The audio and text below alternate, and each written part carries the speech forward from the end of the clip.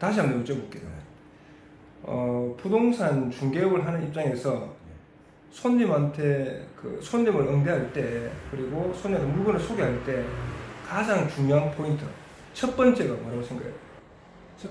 첫 번째가 네.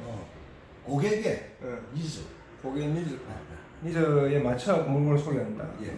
그건 당연한 거잖아요. 예. 우리가 고객의 니즈에 맞춰갖고 물건을 소개한다는 것은 역으로 생각하면 우리가 거래를 시키기 위해서 당연히 하는 거거든요. 손님 입장에 봤을 때 이 손님은 A라는 물건이 맞아요. 예. 하고 B라는 형태를 자기 원하는 거예요. 아, 예. 예.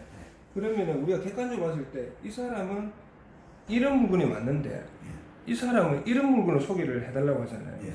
그러면 이거는 니즈와 객관성이 이렇게 차이가 나는 거 아닙니까? 그렇죠. 아, 질문 좋습니다. 그렇죠. 예.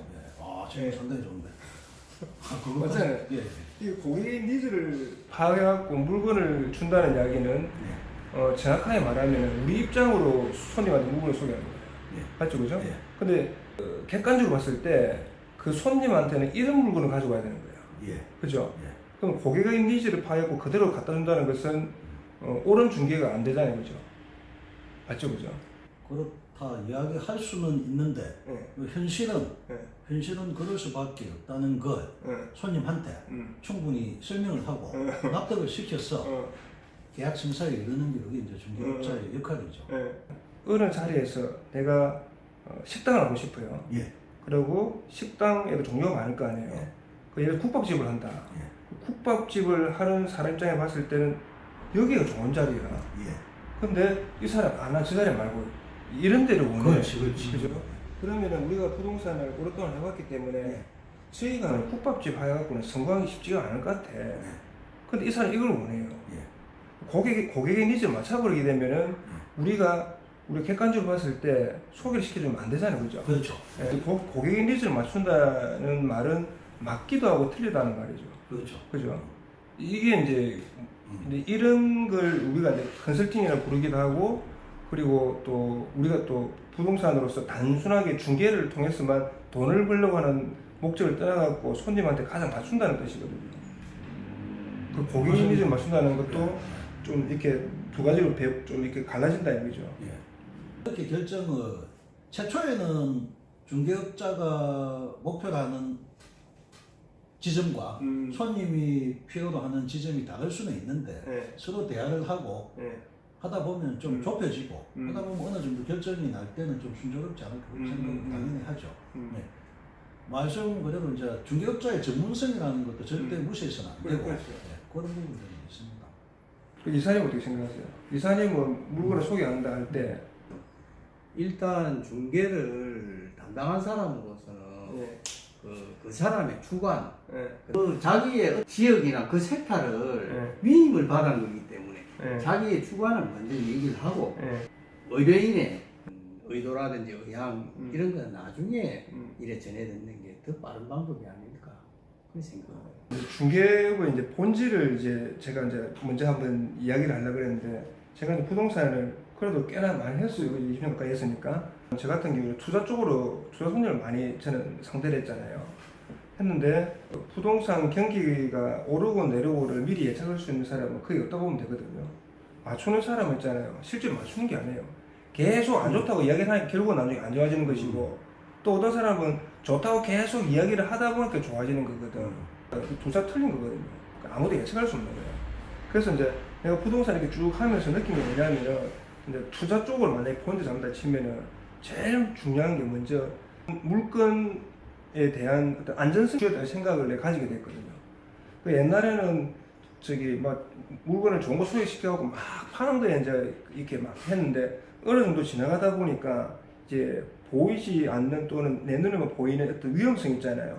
이런 것들이 자꾸 눈에 띄기 시작하는 거야. 앞으로 향후 돈이 될 것이다 안 될 것이다, 이거는 사람의 어떤 판단에서 보면 조금 밖에 나가 있는 거기 때문에 거래 안전을 갖다 제일 중요시하겠다는 그런 생각을 하게 됐거든요. 중개업자는 이 손님한테 소개를 시켜서 중개 수수료를 받아야 되는 목적이 강하다 아닙니까? 그렇죠. 근데 이 손님은 내가 사고 돈을 벌어야 되는 입장이기 때문에 오히려 이 사람이 더 객관적인 거예요. 그렇죠. 더 객관적이고. 네, 맞습니다. 그리고 부동산 업자들이 거의 보면은 좀 이렇게 멀리 안 보고 바로 코앞에를 보는 경향이 강해요, 보면. 예. 근데 그 부동산 사는 사람 입장에서 물론 이제 그 투자자도 이제 수준이 다 차이 나겠지만은 오히려 이쪽이 더 객관적인 거야. 예. 그러다 보니까 우리가 부동산 경기가 팍 꺾이잖아요, 그죠? 예. 꺾일 때 보면 있잖아요. 실제로 건매물 터질 때 특히 아파트 분양가 이런 쪽 있잖아요. 부동산 업자가 토해내는 경우가 굉장히 많아요. 맞습니다. 다른 직업을 가지고 있는 사람은 자기 직업을 가지고 있고 안정된 어느 정도 수익을 가지고 오고 있잖아요. 근데 부동산 중개업자는 경기가 안 좋아지면은 자기가 투자했던 부동산도 안 좋아지고 자기 수익도 안 좋아지 버리니까 자기 고정 수익 없으니 그걸 팔아야 될 거 아니에요. 예. 그러니까 이 사람들이 더 큰 매물로 튀어나와 버리는 거지. 맞습니다. 그렇죠.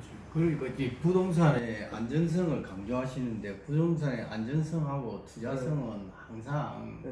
같은 비례를 하지 않습니다. 그렇죠. 안전성만 따지자면은 그다음에 접근이 투자성이 떨어지고 네, 그리고 어떤 투자성에 포커스를 두면 안전성이 떨어지고 그래서 그 중간에 타협점을 찾는 게 제일 고위험일 때 고수익을 한다. 이거는 일단 시기적인 부분이거든요. 지금 이 시기 때 사면 된다 만다 되면 사야 된다 말아야 된다. 이거는 시기적인 어떤 위험성을 말하는 거고 그 물건 자체에 내재된 위험성을 파악하는 게 우선이거든요. 우리가 알게 모르게 있잖아요. 특히 토지가 좀 심하고 시내 단독주택지에도 보면은 분명히 보면 어떤 이런 현장이라든지 서류하고 비교를 해보면은 이 분명히 어떤 위험성이 내재되어 있단 말이에요. 네. 근데 이거를 생각 안 하고 그냥 중개를 하는 경우가 많아요. 그뭐 일례로 그러신 분들 한 분씩 있죠.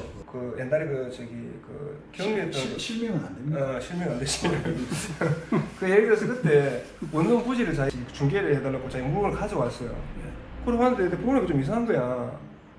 보니까 길이 없어 도면상에. 그 해랑성에 길이 있는 거예요. 그렇죠. 그러면은 건물을 새로 지어야 되는 입장에서 보면은 도면상 길이 없고 그 차이는 큰 차이잖아요, 그죠? 그런데 허가는 조금 내게 낸 모양인데 그러니까 건물을 아 예산도 그거 뭐 그렇죠. 허가 냈죠. 근데 지었는데 고생만 했죠. 고생 많죠, 그죠? 예. 아, 근데 그럼 뒤에 뭐- 어떻게 됐어요? 뒤에 도시가스열이 못 넣잖아요. 예. 그죠? 그런 위험성 있는 것들을 중개하는 사람이 안 가는 경우가 굉장히 많아요. 맞습니다. 특히 단독주택 있잖아요. 이제 시외로 나가면 토지들, 그리고 시내에서는 단독주택지가 보면 대랑도로를 만들고 도면상에 도로 없는 경우가 굉장히 많거든. 네. 근데 이제 늘 사용해서 이게 길이다 생각할 뿐이죠, 그죠? 근데 그런 위험성을 파악하는 게 내가 말하는 거래 안전성 그걸 두고 하는 이야기예요. 거래 안전성이라는 게 두 가지잖아요. 하나는 물리적인 현상, 물리적인 그 저기 안전성. 그 두 번째로는 이제 서류상의 안전성 이 두 개를 따지잖아요. 근데 이 안전성을 놓치는 경우가 많다고 부동산에서. 솔직하게 이야기하면 그거는 예. 직무유기죠. 중개사고죠. 부동산 업자들이 보면 여태까지 이제 이사님하고 저하고 이야기한 거는 네. 투자의 수익성, 투자의 안정성에 대해서 이야기를 하신 거예요. 네, 맞아요.